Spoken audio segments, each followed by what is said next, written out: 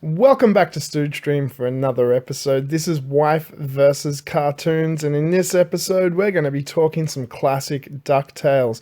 I am your host, the Stooge. Joining me, as always, is the wife, the knockout Fiona. Hi, y'all. Wife here. Now, I have a touch of the flu. You can probably hear my voice straining, so I'm going to do a very quick synopsis and hand it over to wife to talk for the rest of the episode. So, what was DuckTales? It was a series that ran from 1987 to 1990, 4 seasons, 100 episodes, and ran in syndication to the bullshit through the 90s, so we all have that theme tune drilled into our head like you would not believe. The primary cast of characters was initially Donald Duck in the first episode, just to introduce his nephews, which are Huey, Dewey, and Louie from the comics and cartoons of the early Disney era way back when. We have Scrooge McDuck, or Uncle Scrooge as he's primarily called in the show. Later in the first season, we get introduced to Mrs. Beakley, who is going to be their nanny, and her granddaughter Webby, who introduces a female sort of perspective to the cast.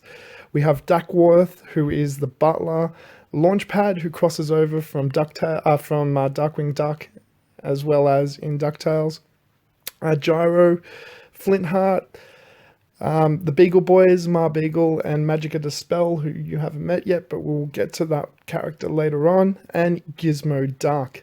This was a classic series done in that very Disney-esque style. It looks fantastic. The art style still holds up today.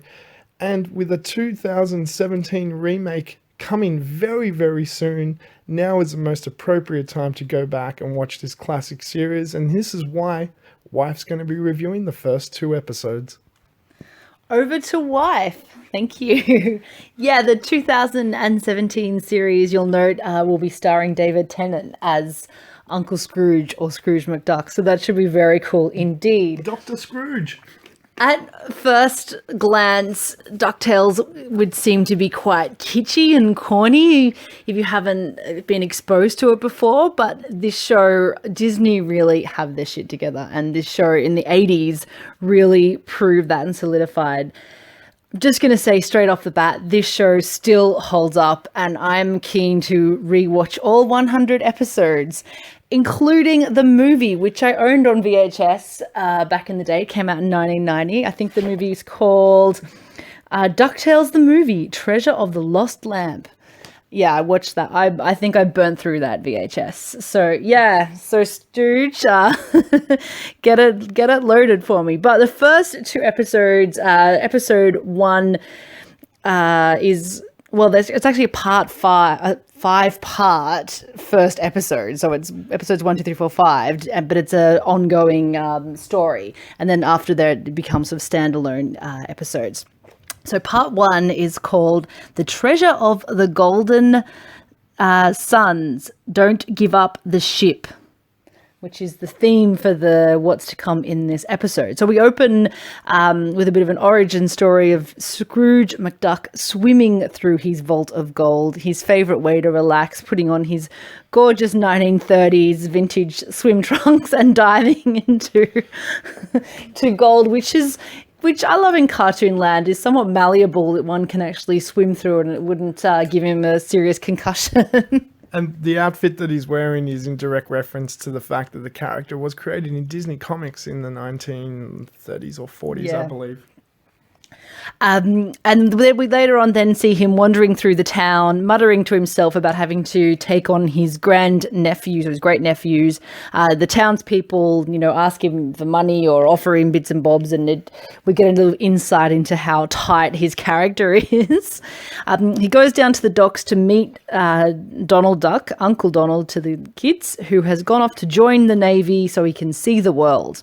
There is one little continuity flaw that I wanted to point out here, that as an adult, you're like, wait, that doesn't make sense. So Scrooge is Donald's uncle, right? Yeah. But he's also Huey, Dewey, and Louie's uncle. Great uncle, yeah. Right? Is he? But they don't. They call him just uncle. So how's he the kid's uncle and Donald's uncle? Wouldn't he be Donald's brother if he was uncle to the kids? Let's just pretend they're Italian, and it's just like everyone's uncle and everyone's a cousin.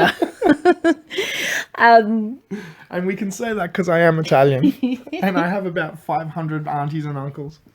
So the little boys, Huey, Dewey, and Louie, are a little bit distressed to have to go and live with their sort of unknown great uncle and go back to his, marvelous mansion only to be shoved in the tower like some sort of like bad fairy tale. They're locked in the tower.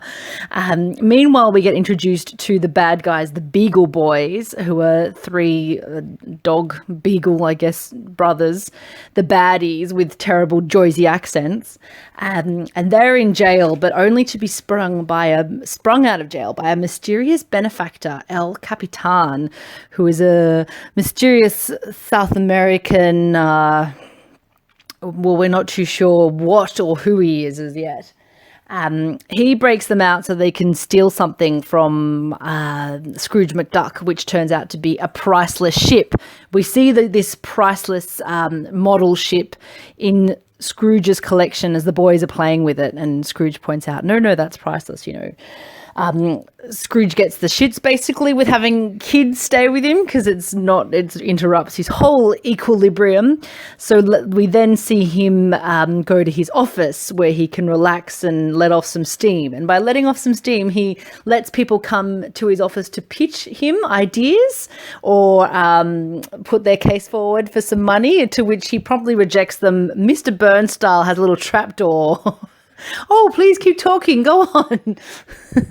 I think Matt Groening probably just directly stole that from Mr. Burns, which was fine. You can do that. But it was, very clearly. It's a nice little homage. One of the petitioners is from the Woodchuck group, who I guess are like the Boy Scouts, and he's trying to pitch them get donating some money to the woodchucks and how it helps like young men and they can earn all these merit badges. And this becomes a running joke throughout the series, it seems, that the boys themselves collect their woodchuck merit badges and refer to their woodchuck manual for various like tidbits how to get out of really bizarre situations. Everything seems to be covered in this book. So it's a cute little sort of continuity joke. But he's only in the office very quickly, so you have to look out for that really quickly in the first episode. So the boys are feeling really rejected. They miss their Uncle Donald. They don't like their new life, so they attempt to run away, only en route to find the Beagle Boys sneaking into Stooge's vault to try and steal the ship. They follow them. There's an altercation. The Beagle Boys get away. The boys, though, then consult their woodchuck book and come up with a plan on how to get the ship back to win favour back with their uncle.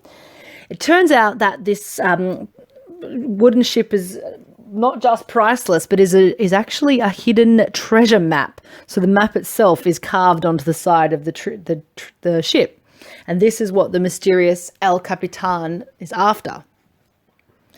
And so at this point, the boys they attempt to reclaim the ship from the Beagle Boys, and a whole lot of shenanigans break out. They end up in Scrooge's candy factory, and a big fight takes place. Scrooge himself actually gets involved in the fight, which is quite cute because it's at that point you see it's a real turning point for him. They manage to successfully thwart the Beagle Boys and reclaim the ship, and Scrooge is all invigorated, and the boys have sort of brought him back to life, and he's like reclaimed his sense of adventure, and we see the possibilities of a whole new life together. This is where you kind of see the Indiana Jones sort of influence start coming into the show, which is going to be very prevalent throughout the rest of it. One thing I noted, again, as an adult, all the little throwaway lines you get in these animated series, Scrooge, we are introduced to him as a real tight ass and as like a greedy son of a bitch, and like he just has more money than God. But he makes all these like throwaway lines about how hard he worked for his money and how he never gave up, and his sort of perseverance and just sort of some of his business tactics, which I feel are reminiscent of some of the self-help gurus that you hear today that are prolific on the internet. They could steal some of those lines he says directly. So this led directly into episode 2, which is part 2 of The Treasure of the Golden Sun, Wrong Way in Wrong Way. Wrong Way being spelled Ronguai, which is this mysterious South American destination which they end up in the episode. At the beginning of this episode, we're introduced to, I guess, a main antagonist and nemesis of Scrooge, Flintheart Glomgold, who is also another really rich, really tight-ass Scott Stuck.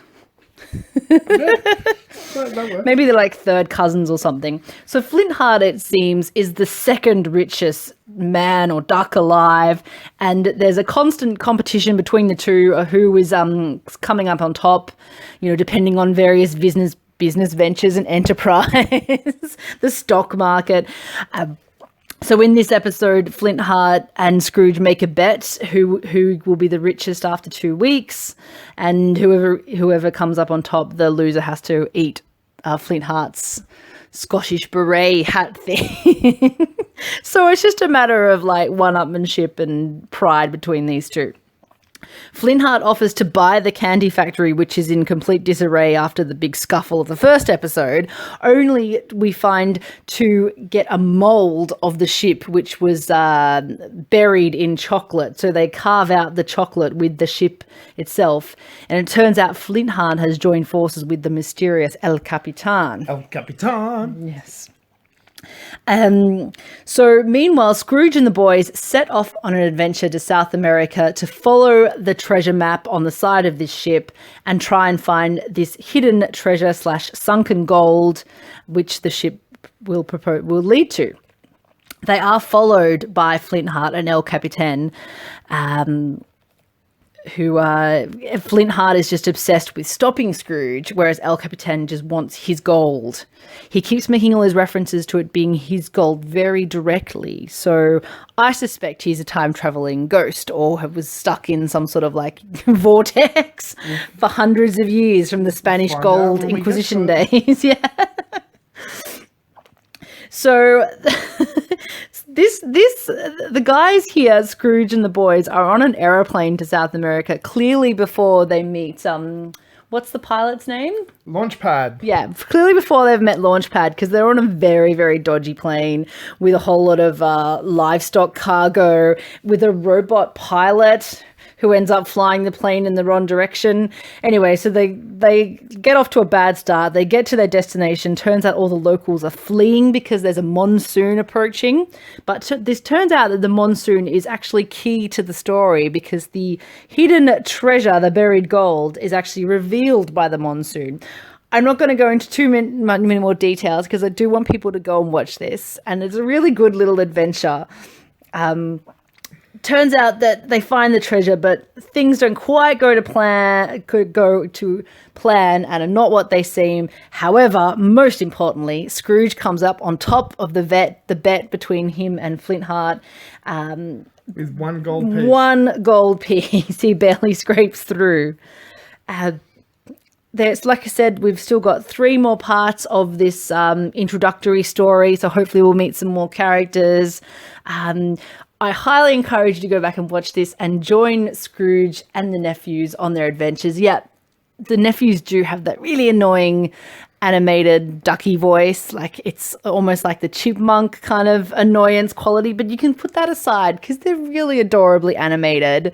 And yeah, lots of cool adult references, like I said. Yeah, get into it, guys. Okay, so 2 interesting little side notes for, cartoon people out there that like to know the insides and outsides and that type of thing. So the theme tune was composed by Mark Mueller, who also wrote the theme tune to Chip and Dale's Rescue Rangers, which was actually paired up with DuckTales as part of an animation hour and launched at the same time. Now, this was interesting because Disney almost exclusively do all their animation in-house, which wasn't actually the case with DuckTales and Rescue Rangers. They were actually shipped out to Asia. And the animation was done with a really high quality studio over in Asia, due to the fact that the production quality at the time at Disney just wasn't good enough, which is weird because we kind of think of Disney with this amazing production quality and all the rest of it, but this is what led to Disney getting back to that production quality. There was a loss in that studio in the 80s, and they just didn't have what they'd had in the 60s and 70s prior to it. So This was a huge, actually, gamble for Disney to spend a lot of money on an outside animation house to come in and do their properties, even though they were writing the scripts. And the gamble paid off immensely because Disney is the Disney we know now, and this led to Disney making more money, which led to a big spree of animation that they did in the 90s, including movies like Aladdin and The Little Mermaid and all these things that wouldn't have probably happened if Disney didn't have the money that they'd made from making these cartoons. So there's a little side note for people that are interested in that. Was it farmed out to the Korean animators? No, so it was farmed out to Japanese animation studios, Wang Film Productions and Tokyo Movie. Now I'm going to actually butcher this last one. Shinsa? Where's that? Maybe. Now that's, look, so just for those, Shinsha.